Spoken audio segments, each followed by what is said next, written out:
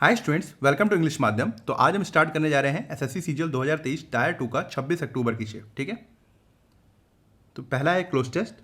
आज पैरादम्बल नहीं होगा क्योंकि इस शिफ्ट में एक भी पैरादम्बल पूछा नहीं गया था, मगर उसके बदले में एक पैसेज लेके आया हूँ जो कि उसको ज़रूर देखना क्योंकि वो काफ़ी चीज़ें हम लोग को सिखाएगा। ठीक है, वो उसमें पैसेज के बारे में कुछ नहीं पूछा है, काफ़ी टोन कैसा स्ट्रक्चर है इस तरीके के क्वेश्चन है, तो उसको ज़रूर देखना। तो स्टार्ट करते हैं। ये एक बार आप देख लो, ये यहाँ तक मैंने पूरा कर दिया। आगे जो पार्ट में एक बार आप नज़र देख लो कि क्या क्लोज टेस्ट में है, क्या चीज़ हो सकती है। ठीक है, the ongoing fight for social justice and equality continues to be a significant global dash. क्या कह रहा है कि ये जो लड़ाई चल रही है किसके लिए?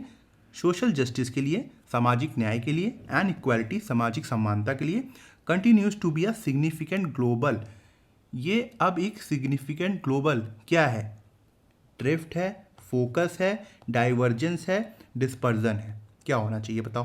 अब इस ग्लोबल को देखो, ये क्या है? यहाँ पर एडजेक्टिव है, तो यहाँ पे एक नाउन आएगा। सभी नाउन है, ठीक है, सभी नाउन है। ड्रिफ्ट का मतलब क्या होता है? Slow movement. फोकस का मतलब जो चीज़ काफ़ी फोकस में है, उस समय सबसे ज़्यादा इंपॉर्टेंट है, ये हो सकता है। डाइवर्जेंस का मतलब क्या होता है? कोई चीज़ अपनी राह से भटक जाए, डाइवर्ज हो जाए। ठीक। डिस्पर्जन, डिस्पर्जन क्या होता है? डिस्पर्जन मतलब लोग अगर दूर दूर फैले हों। ठीक है, अगर दो लोगों को हम दूर दूर फैला दें, ठीक है, तो सबसे क्या सही लग रहा है?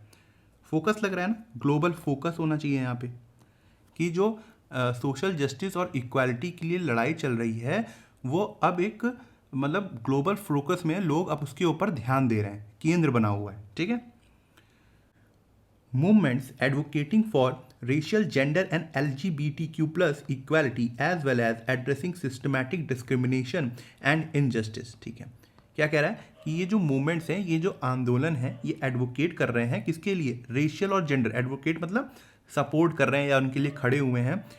Racial, gender, LGBTQ plus equality, इनकी इक्वालिटी के लिए, ठीक है, इनकी समानता के लिए, as well as addressing systematic discrimination. और साथ ही साथ ये इस चीज़ पर भी ध्यान दे रहे हैं कि किस तरीके से जो सिस्टमैटिक डिस्क्रिमिनेशन होता है या फिर इनजस्टिस होता है, ठीक है, अन्याय होता है। यहाँ तक उसने बता दिया, ये कॉमा लगकर यहाँ तक लग गया। अब यहाँ से सेंटेंस स्टार्ट है दोबारा। Movements advocating for racial have, क्या होगा बताओ? Have dash momentum in recent year. कहना ये चाह रहा है कि ये जो हाल के वर्ष थे इसमें इस मूवमेंट ने, ये आंदोलन ने, जो कि ये रेशियल, जेंडर और LGBTQ के लिए था, इसने अब रफ्तार पकड़ी है। ठीक है, तो यहाँ पे क्या आना चाहिए? Have invoked, scattered, provided, gained. क्या होना चाहिए बताओ? इन्वोक्ड का मतलब, वैसे भी यहाँ देखो हैव लगा हुआ है तो वर्ब की थर्ड फॉर्म चाहिए। ठीक है, और ये सारी ही वर्ब की थर्ड फॉर्म है। इन्वोक्ड का मतलब क्या होता है? किसी चीज़ को इन्फोर्स करना, किसी लॉ को इन्फोर्स करना, लागू करना। तो यहाँ पे ये चीज़ तो आ नहीं रही। स्कैटर्ड मतलब सबको पता होगा कि दूर दूर हो जाना, बिखर जाना, तो ये भी नहीं हो रहा है। हैव प्रोवाइडेड मोमेंटम, उसने प्रोवाइड किया है मोमेंटम, नहीं समझ में आ रहा ना। गेन्ड, पाया है, मोमेंटम को गेन किया है, तो यहाँ पे सबसे बेस्ट क्या होगा? गेन्ड होगा। Have gained momentum in recent years. People are increasingly recognizing the importance of dismantling structures that dash inequality and fostering inclusivity in all aspects of life। ठीक है, कह रहा है कि जो लोग हैं अब उन्होंने ये रिकॉग्नाइज करना स्टार्ट कर दिया है, मतलब जानना स्टार्ट कर दिया है कि क्या इंपॉर्टेंस है उन स्ट्रक्चर्स को डिसमेंटल करना, उन स्ट्रक्चर्स को ख़त्म करना जो कि इनइक्वालिटी को एक तरीके से बढ़ावा दे रहे होंगे, है ना। जो स्ट्रक्चर सोसाइटी में है, चाहे वो कोई भी हो, जो इनइक्वालिटी को बढ़ावा दे रहे होंगे समाज में, उनको ख़त्म करने की अब आवश्यकता है। एंड और फॉस्टरिंग इंक्लूसिविटी, और साथ में लोगों को साथ में लाने का भी, फॉस्टरिंग मतलब क्या होता है? बढ़ावा देना, इंक्लूड करने की भी आवश्यकता है हर एस्पेक्ट्स ऑफ लाइफ में, मतलब सोसाइटी के हर एरियाज में। ठीक है, क्या आना चाहिए यहाँ पे? डिसमेंटलिंग स्ट्रक्चर दैट, मैंने अभी आपसे बोला था ना कि कुछ बढ़ावा दे रहे होंगे ये इनइक्वालिटी को, उन स्ट्रक्चर्स को ख़त्म करना है। Cease, perpetuate, refract, terminate. अब देखो ये जो स्ट्रक्चर है, दैट यहाँ पे लगा क्या हुआ है? Relative clause. पहले भी बताया था, जो लोग नहीं देख रहे हैं वो मेरे पहले लेक्चर्स देखें, SSC जो मेंस के लिए है, CGL के लिए। ठीक है, ये रिलेटिव क्लॉज है, ये इस नाउन के लिए इस स्ट्रक्चर के हिसाब से यहाँ पे वर्ब आएगी। तो यहाँ पे स्ट्रक्चर्स हैं, तो यहाँ पे कैसी वर्ब आनी चाहिए? प्लूरल वर्ब आनी चाहिए। सीज का मतलब होता है स्टॉप कर देना। तो क्या स्ट्रक्चर सीज इनइक्वालिटी, जो इनइक्वालिटी को स्टॉप कर दे, ये आना चाहिए? नहीं।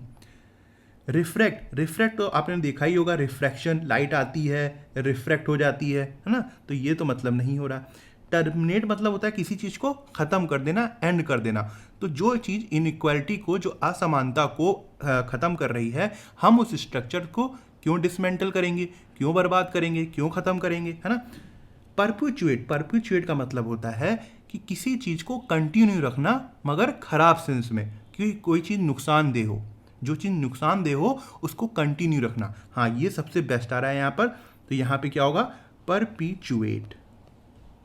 ठीक है, तो perpetuate inequality and fostering in inclusivity in all aspects of society. Calls for justice and representation and equal opportunities have sparked conversation and initiative aimed at creating a more equitable world। कह रहा है कि ये जो मांग उठी है justice के लिए, रिप्रेजेंटेशन के लिए और समान अपॉर्चुनिटीज़ के लिए, इसने एक नई बात छेड़ दी है, एक नई वार्तालाप छेड़ दी है, नया टॉपिक छेड़ दिया है।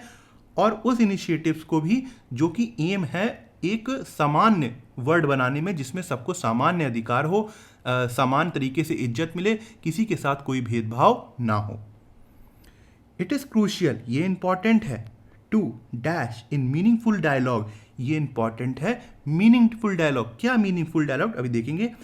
चैलेंज बायसेस, हम उनको चैलेंज करें जो कि बायस्ड हैं, जो कि किसी एक वर्ग के साथ खड़े हैं और दूसरे को नीचा दिखा रहे हैं, या फिर हर एस्पेक्ट्स में वो कहीं ना कहीं कुछ ना कुछ इनइक्वालिटी शो करते हैं।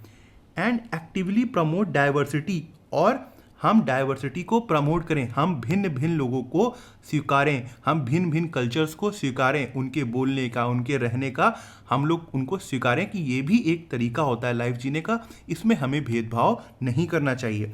And to build a society where everyone has equal rights and opportunity, और हम एक ऐसी सोसाइटी बनाएं जहाँ पे इक्वल राइट्स हों और अपॉर्चुनिटीज़ हो, सबके लिए बराबर। ठीक है, क्या होना चाहिए? It is crucial to engage in meaningful dialogue. Meaningful dialogue मतलब इंपॉर्टेंट डायलॉग, जिसका कोई महत्व हो। ऐसे डायलॉग, ऐसी बातचीत में हम अपने आप को क्या करें बताओ? इंगेज करें, कोइंसाइड करें, इवॉल्व करें, मैनिफेस्ट करें। देखो ये टू लगा हुआ है, यहाँ पे प्लस V1 चाहिए, ये प्रीपोजिशन वाला नहीं है। इंगेज, कोइंसाइड, इवॉल्व, मैनिफेस्ट, ये सारी वर्ब हैं। मैनिफेस्ट का मतलब होता है जाहिर करना, कोई चीज़ दिखाना, प्रकट करना, तो ये तो हो नहीं रहा है। इवॉल्व तो सबको पता होगा, इवोल्यूशन। कोइंसाइड भी सबको पता होगा, नहीं होगा। इंगेज, अपने आप को इंगेज करना, अपने आप को उस चीज़ में शामिल करना, है ना। तो ये क्या होगा? To engage in meaningful dialogue. ठीक है, तो ये है पैसेज 1, जिसके बारे में मैंने पहले बताया था कि आज इसमें देखो, ये पैसेज मैंने देखा था कि ये इजी है, मगर इसके जो क्वेश्चन है वो अच्छे पूछे गए हैं। इससे हम काफ़ी कुछ सीख सकते हैं, और जो हम एग्जामिनेशन में छोड़ देते हैं कई बार, उसको हम अटेम्प्ट करेंगे और एकदम सही अटेम्प्ट करेंगे, इसलिए बने रहो। ठीक है। स्टील इज टफ, स्टील जो है वो मजबूत होती है। And it can easily B shaped और कट और मेड इनटू वायर, और उसको हम शेप भी कर सकते हैं, किसी तरीके की शेप में ला सकते हैं, कट कर सकते हैं या वायर बना सकते हैं। Special alloys of steels can be made by adding small amounts of other metals such as aluminium, nickel and copper। कह रहा है कि जो स्पेशल अलॉयज होते हैं स्टील को, हम उसको और भी कैसे बना सकते हैं कि बाय एडिंग स्मॉल अमाउंट, जैसे एल्यूमिनियम, निकल और कॉपर का छोटे स्मॉल अमाउंट मिलाकर हम उसका एलॉय बना सकते हैं। किसका? स्टील का।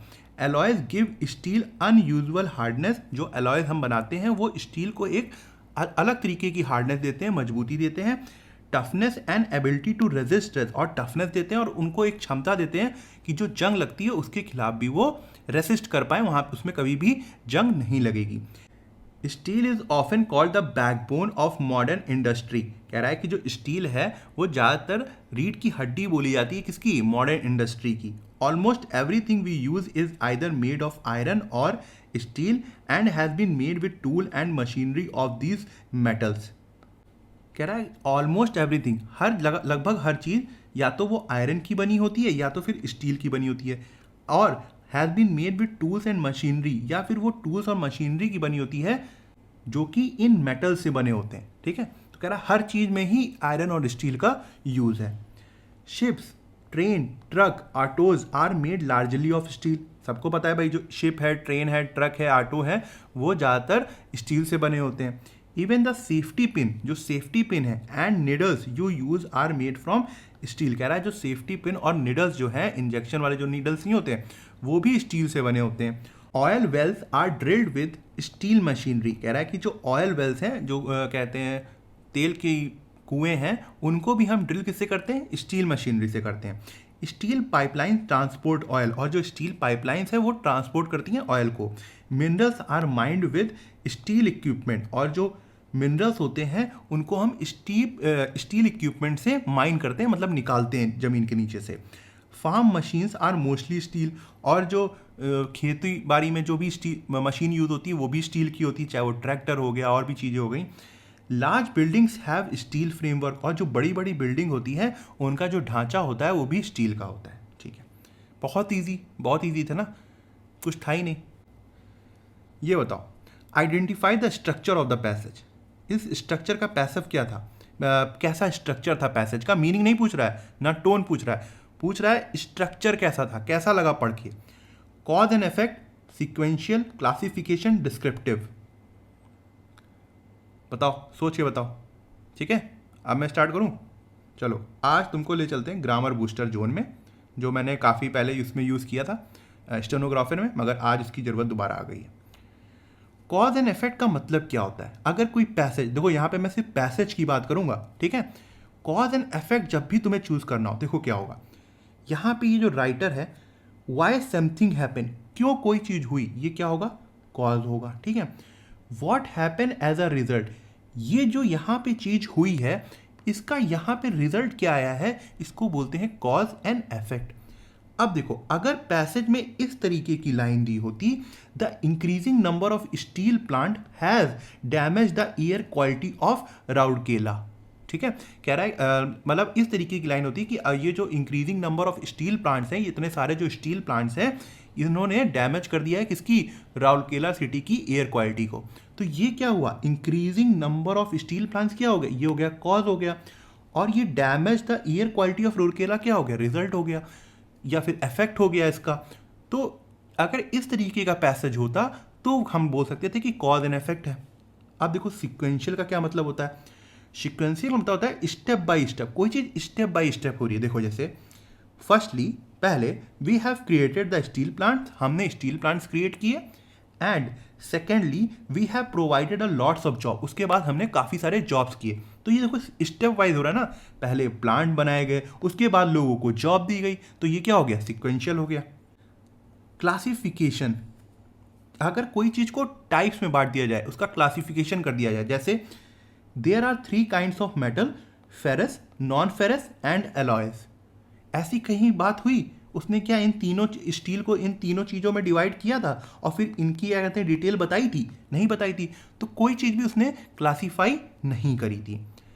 डिस्क्रिप्टिव, उसने बहुत सारी डिटेल इंफॉर्मेशन दी है, पैसेज में दी है ना, स्टील के बारे में, स्टील की डक्टिलिटी के बारे में, हर चीज़ के बारे में दिया हुआ, क्या क्या चीज़ बना होता है, किस चीज़ में यूज़ होता है। तो ये एक तरीके का डिस्क्रिप्शन है, काफ़ी डिटेल दी गई है। तो यहाँ पे आंसर क्या होगा? कैसा स्ट्रक्चर था? डिस्क्रिप्टिव स्ट्रक्चर था, ठीक है। Why is steel often called the backbone of modern industry, क्यों स्टील को हम बैकबोन बोलते हैं मॉडर्न इंडस्ट्री का? Steel is use in almost every tool and machinery, हाँ हो सकता है। Steel can be added with any material, नहीं ये नहीं।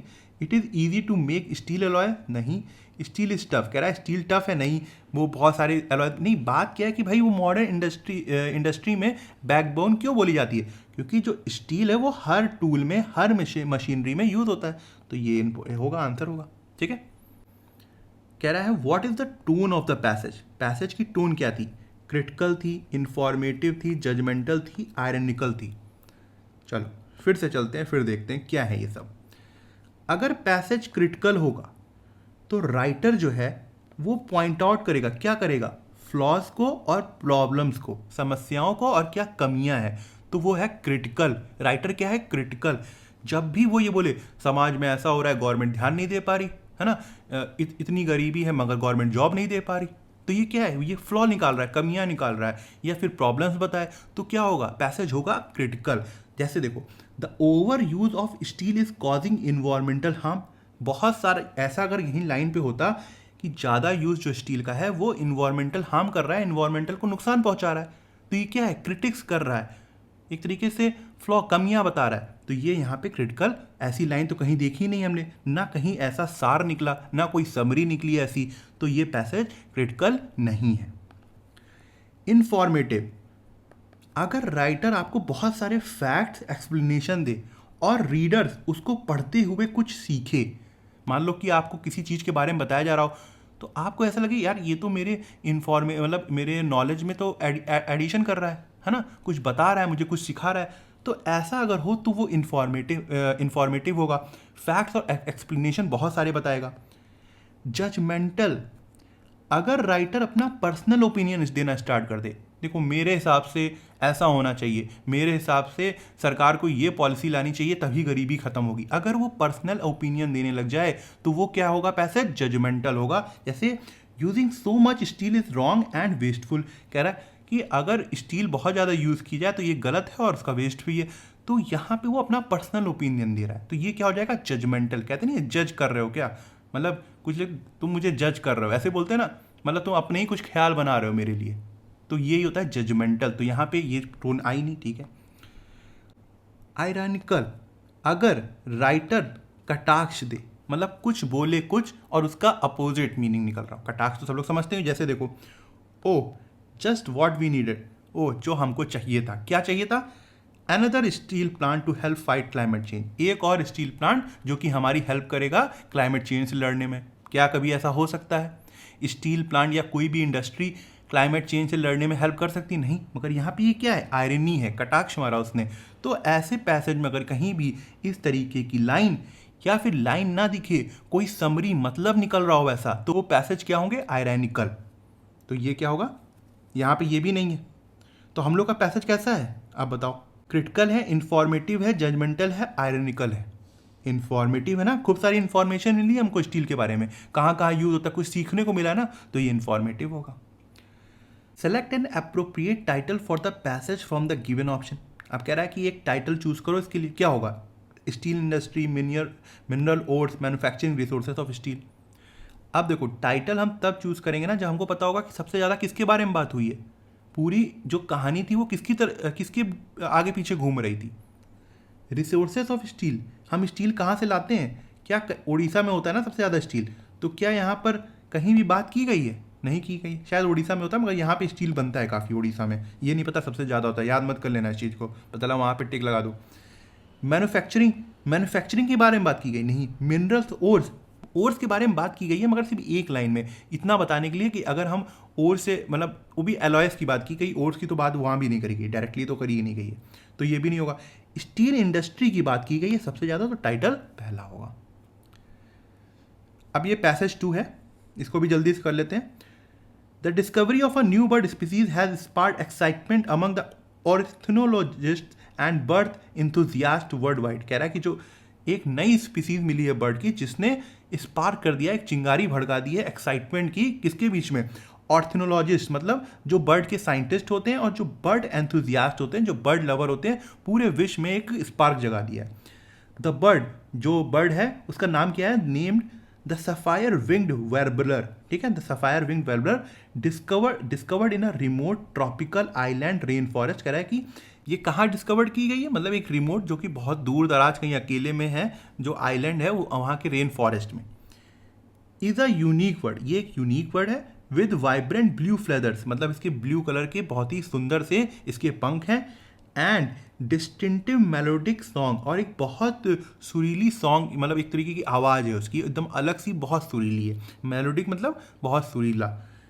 बर्ड वॉचर्स, जो बर्ड देखते हैं, and nature enthusiast have been flocking to the island in hopes of catching a glimpse of this elusive and captivating creature, कह रहे हैं जो बर्ड वॉचर हैं और ये जो नेचुरल एंथुजियास्ट है, जो नेचर से प्यार करते हैं, ये इकट्ठा हो रहे हैं, ये दौड़ दौड़ के जा रहे हैं, कहाँ जा रहे हैं, इस आइलैंड में जा रहे हैं, इस आशा में कि उनको भी एक ग्लिम्स मिल पाए, उनको भी एक झलक मिल पाए। ग्लिम्स का मतलब क्या हो गया, झलक हो गया, ऑफ दिस एल्यूजिव, एल्यूजिव का मतलब जो कभी ना पकड़ी जा सके, जो कभी ना मिले, जो ऐसी बहुत सी चीज़ें होती है ना, जैसे हम लोग कहते थे बचपन में, अरे वो सांप की मड़ी है ना, कभी देखे हो नहीं, कभी बहुत मुश्किल से मिलती, इसलिए इल्यूजिव हो गया। उसका क्या मतलब हो गया, इल्यूजिव है वो चीज़। कैप्टिवेटिंग, कैप्टिवेटिंग मतलब अट्रैक्टिंग, जो आकर्षक हो, तो कैप्टिवेटिंग क्रिएचर है ये, तो कह रहा है कि वो झलक पा सकें ऐसी इल्यूजिव और कैप्टिवेटिंग क्रिएचर की, ठीक है। The discovery of the sapphire winged warbler highlight the importance of preserving and protecting habitats. अब ये क्यों कहा, कह रहा है ये जो चिड़िया जहाँ पे मिली है, जिस डिस्कवरी हुई है जिसकी, ये हाईलाइट करती है, ये बताती है कि कितना इम्पॉर्टेंट है हैबिटेट्स को, नेचुरल हैबिटेट्स को प्रोटेक्ट करना और बचाना, ठीक है। तो ये जो इम्पोर्टेंस क्यों, क्योंकि अगर ये हैबिटेट्स ना होती तो ये कभी उस फॉरेस्ट में जाती ना, और जब जाती ना तो मिलती ना। तो वही कह रहा है कि भैया कितना इंपॉर्टेंट है ना। Amidst the excitement surrounding the discovery of the sapphire-winged warbler, researchers have embarked on a mission to uncover the bird's migratory patterns। अच्छा, कह रहा है कि ये जो एक्साइटमेंट का जो पूरा माहौल था, इसके बीच में जो रिसर्चर हैं उन्होंने इम्बार्क कर दिया है, क्या मतलब इम्बार्क मतलब स्टार्ट करना या चल पड़ना, ऑन अ मिशन, एक मिशन में, क्या अनकवर करने के लिए, क्या प्रकाशित करने के लिए, the birds migratory patterns, birds के जो माइग्रेटरी पैटर्न्स हैं वो कहाँ कहाँ से माइग्रेट नहीं होती बर्ड्स, ये मतलब ठंडियों में वहाँ चली जाएंगी, फिर जाड़ों में यहाँ पे आ जाएंगी, तो इस तरीके की जो बर्ड्स माइग्रेट करती हैं इनका पैटर्न क्या है, क्या किस पैटर्न से करती हैं, इस चीज़ को उन्होंने मतलब जानने के लिए एक मिशन में वो स्टार्ट कर दिया उन्होंने। Equipped with satellite trekking devices, वो इक्विप्ड हैं मतलब सैटेलाइट ट्रैकिंग डिवाइसेस के साथ, they aim to trace the remarkable journey of this species across vast distances। कह रहा है कि इनका एम ये है कि इस रिमार्केबल जर्नी, जो इतनी बढ़िया जर्नी थी किसकी, ये जो नई स्पीसीज मिली है बर्ड की, तो इसको ये ट्रेस करना चाहते हैं, ये जितना भी इसके वास्ट डिस्टेंस ने कवर किया है, बहुत सा डिस्टेंस कवर किया है, ये पूरी उस जर्नी को ट्रेस करना चाहते हैं, मतलब एक तरीके से फाइंड करना चाहते हैं। बाई अनरेवलिंग, अनरेवलिंग मतलब किसी चीज़ को मतलब फाइंड आउट करना, अनरेवल करना, by unravelling its migratory routes and stopover location. By unravelling मतलब वो फाइंड करते हुए इट्स माइग्रेटरी, उसकी माइग्रेटरी रूट्स, वो किस रास्ते से उड़ते हुए आ रही है, एंड स्टॉप ओवर लोकेशन, और कहाँ कहाँ इन रास्तों के बीच में वो रुकी।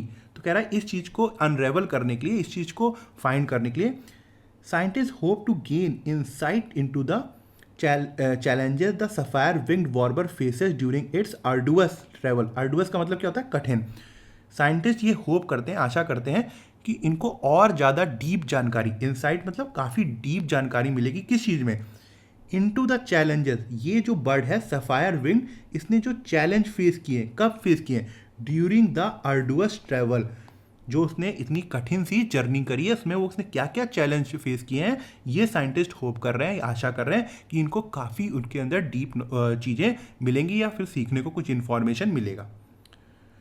द लोकल कम्युनिटी, वहाँ पे जो रेन फॉरेस्ट था उसकी लोकल कम्युनिटी जो है on the tropical island has embraced the new found avian resident with great enthusiasm. मतलब एम्ब्रेस मतलब एक तरीके से उन्होंने उसका वेलकम किया है। एम्ब्रेस क्या मतलब वेलकम किया किसका, न्यू फाउंड एवियन, एवियन मतलब बर्ड, तो न्यू फाउंड एवियन जो बर्ड से रिलेटेड हो, एवियन का मतलब ये होता है ये जो बर्ड रेसिडेंट है, भाई नेबर हो गई उसकी, विद ग्रेट इंथुजियाम, पूरे उत्साह के साथ। Efforts are under way to raise awareness, जो एफर्ट्स हैं वो चल रहे हैं, क्या चीज़ का, किस लिए चल रहे हैं, अवेयरनेस को, मतलब जागरूकता को बढ़ाने के लिए, about the importance of conservation, कि क्या महत्व है कंजर्वेशन का, and to create protected areas, और क्या मतलब हमें क्या महत्व है प्रोटेक्टेड एरियाज का क्रिएट करने का, जो कि जैसे जियोलॉजिकल पार्क हो गया, बायोलॉजिकल पार्क हो गए, that ensure the continued existence of this एक्सिक्यूसिड का मतलब बहुत ही सुंदर, वेरी ब्यूटीफुल स्पीसीज, जो कि ये इंश्योर करे कि वो लगातार कंटिन्यू एग्जिस्ट करे, ऐसा ना हो कि बहुत सी तरीके से वनरेबल हो जाए या फिर एक्सटेंट हो जाए। वो अगर हम ऐसे प्रोटेक्टेड एरियाज रखेंगे, कंजर्वेशन करेंगे, तो वही बता रहा है कि ये बताने की ज़रूरत है लोगों को कि इसकी क्या इंपॉर्टेंस है, तो ऐसी जो इतनी सुंदर सुंदर स्पीसीज़ हैं ये लगातार जीवित रह पाएंगी। Select the most appropriate title for the given passage. The migratory journey of the sapphire-winged warbler, conservation effort in tropical rainforest, the unique feature of the sapphire-winged warbler, the curious behavior of birds in remote island. Eliminate करते हैं, क्या कोई curious behaviour देखा गया था bird का? कोई बात हुई पैसेज में? नहीं। Unique feature of the third वाला देखो, सिर्फ एक लाइन में बात हुई थी कि उसके पर्पल है ना शायद पंख या ब्लू थे, तो ये भी नहीं हो सकता। Conservation efforts in tropical rain forest, देखो कंजर्वेशन एफर्ट्स के बारे में सिर्फ एक लाइन में लास्ट में बात में हुई है कि कंटिन्यूड इंपॉर्टेंस बताने के लिए, ये जो कंजर्वेशन की बात हुई थी, तो ये भी नहीं हो सकता। The migratory journey of the sapphire wing warbler, हाँ ये टाइटल होगा, क्यों? क्योंकि सबसे ज़्यादा इसी के बारे में बात हुई थी। सैटेलाइट का इमेजेस भी उन्होंने था, साइंटिस्ट ने एक मिशन स्टार्ट कर दिया था कि वो जानना चाहते थे कि इसकी माइग्रेटरी जर्नी क्या है, कहाँ कहाँ जाती है, कहाँ बैठती है, कहाँ रुकती है, ठीक है, तो वो इस चीज़ के बारे में जानना चाहते, तो यही टाइटल होगा। Which statement best reflects a fact mention in the given passage, कह रहा है कि कौन सा स्टेटमेंट जो है वो सबसे बेस्ट फैक्ट मेंशन करता है। The sapphire winged world is the largest bird species in the avian kingdom, नहीं, क्यों? पूरे पैसेज में एक बात मेरी याद रखो ना, एक बात मेरी याद रखना कि जिस तरीके से सिलगोजम करते हो रीजनिंग में, है ना, कुछ कैट एलिफेंट हैं, कुछ एलिफेंट काऊ हैं, या फिर कुछ काऊ बैट हैं, फिर यहाँ पे स्टेंटेंस दिए होते हैं, स्टेटमेंट दिए होते हैं। अगर वो बोलता है भाई कुछ कैट, यहाँ वेन डायग्राम में जो तुम देखते हो कि कुछ कैट काऊ हैं और उसमें लिखा होता है सम कैट आर काउज, तो तुम क्या करते हो? टिक मारते हो? मारते हो ना? क्यों मारते हो? क्योंकि तुमको ये बताया जाता है कि जो स्टेटमेंट में दिया है, जो तुमने वेन डायग्राम बताया है, उसमें मिनिमम पॉसिबिलिटी के साथ तुमको आंसर लगाना है अगर स्टेटमेंट पॉजिटिव में दिया हुआ है। यही चीज़ पैसेज में होती है, जो चीज़ दी है उसको देखो, जो चीज़ नहीं दी हुई है उसके बारे में बिल्कुल भी मत सोचो। अगर कोई एक एक्स्ट्रा वर्ड भी दे दिया गया तो मत सोचो। हाँ, अगर कोई समरी है वो दी हुई तो बात अलग है, मगर यहाँ पे कहीं भी उसने नहीं बताया है कि लार्जेस्ट बर्ड स्पीसीज थी, कहीं भी उसके बारे में बात नहीं हुई है, तो पहला ऑप्शन नहीं होगा। Schools on the island organise, देखो पहला ही सेंटेंस देख के हो गया, ये नहीं होगा। स्कूल्स, कहीं भी स्कूल्स की बात हुई? नहीं हुई। देख लेते हैं पूरा sentence. School on the island organise annual bird watching competition, नहीं। The sapphire winged warbler is the only bird species on the tropical island, नहीं, वो ओनली बर्ड नहीं है वहाँ पे, बहुत सी वहाँ पे उसको फाउंड किया गया है, ठीक है, और भी हो सकती हैं, तो ये भी नहीं होगा। Researchers are using satellite tracking devices to study the, हाँ यही होगा। ये फैक्ट है कि वो माइग्रेटरी पैटर्न्स को पकड़ने के लिए या सर्च करने के लिए सैटेलाइट्स का यूज़ कर रहे थे, तो ये सही होगा। Identify the most important antonym of the word stare from the passage, अच्छा कह रहा है कि ये स्टेयर का एंटोनिम बताओ पैसेज से। स्टेयर मतलब क्या होता है? घूर घूर के देखना। आर्डुनेसेस, ये तो कठिनाई का नाउन है। वाइब्रेंसी, नहीं। एक्साइटमेंट, नहीं। ग्लिम्स, ग्लिम्स मतलब झलक, तो ये इसका होगा एंटोनिम, तो ये होगा। Based on the given passage which of the following inference can be made, कह रहा है कि इसमें हम क्या इन्फर कर सकते हैं, क्या बिटवीन द लाइन्स हमने जो समझा है उसको निकाल सकते हैं इस पैसेज से, क्या हो सकता है? देखो, the discovery of the sapphire winged warbler has spark global interest in bird watching, हाँ ये हो सकता है भाई, सब लोग गैदर हो रहे थे उस आइलैंड में, है ना। The sapphire bird is aggressive, कहीं बात हुई है एग्रेसिव और टर्शियल बर्ड है ये सफायर बर्ड, जो नई स्पीसीज फाउंड हुई है, नहीं। Conservation efforts are slowly focused on protecting the sapphire wing bird, सिर्फ जो कह रहा है कि कंजर्वेशन एफर्ट है वो सिर्फ इसी स्पीसीज को बचाने में लगे हुए हैं, इन्हीं का एफर्ट लग रहा है, कहीं से भी मतलब निकल रहा है। देखो ये लाइनें नहीं मिलेंगी मगर मतलब निकल रहा है, कहीं से इन्फर्ट कर सकते हो, निकाल सकते हो उस पैसेज से ये मीनिंग, नहीं निकाल सकते तो थर्ड भी नहीं होगा। The scientific community has lost interest in studying avian species, कह रहा है कि साइंटिस्ट कम्युनिटी ने का इंटरेस्ट खत्म हो गया एवियन स्पीसीज, जो कि बर्ड से रिलेटेड स्पीसीज है, उनको पढ़ने में। ऐसा कहीं कुछ है? कहीं भी समरी निकल रही है? नहीं निकल रही, तो पहला वाला होगा कि हाँ बहुत लोग ज़्यादा इंटरेस्ट थे, उसने काफ़ी ग्लोबल स्पार्क मचा दिया था उसकी फाइंडिंग्स ने। तो ठीक है, आज का लेक्चर यहीं ख़त्म करते हैं। आई होप आपको कुछ सीखने को मिला होगा, और आप कमेंट सेक्शन में ज़रूर बताइएगा कि आपको आज का लेक्चर कैसा लगा और आपको क्या सीखने को मिला। अगर आप मुझसे इंग्लिश ग्रामर पढ़ना चाहते हैं तो आप हमारा ऐप इंग्लिश माध्यम प्ले स्टोर से डाउनलोड कर सकते हैं। ऐप ओपन करते ही आपके सामने होम स्क्रीन आएगी, वहाँ पे आपको 5 ऑप्शन मिलेंगे, मेन, लाइब्रेरी, फीड, लेक्चर, पास। लेक्चर में क्लिक करते ही आपके सामने 2 वर्जन आएंगे, फ्री और पेड। पेड में क्लिक करते ही आपके सामने इंग्लिश ग्रामर का एक सेक्शन आएगा, जहाँ पे मैंने इंग्लिश एसएससी के लिए बहुत ही डिटेल में बताया हुआ है और बहुत ही सिंपल लैंग्वेज में बताया है, जो कि आपके कॉन्सेप्ट्स को और अच्छा करेगा और आपको अच्छे मार्क्स लाने में हेल्प करेगा। तब तक के लिए प्रैक्टिस करते रहिए। Thank you so much for watching this video.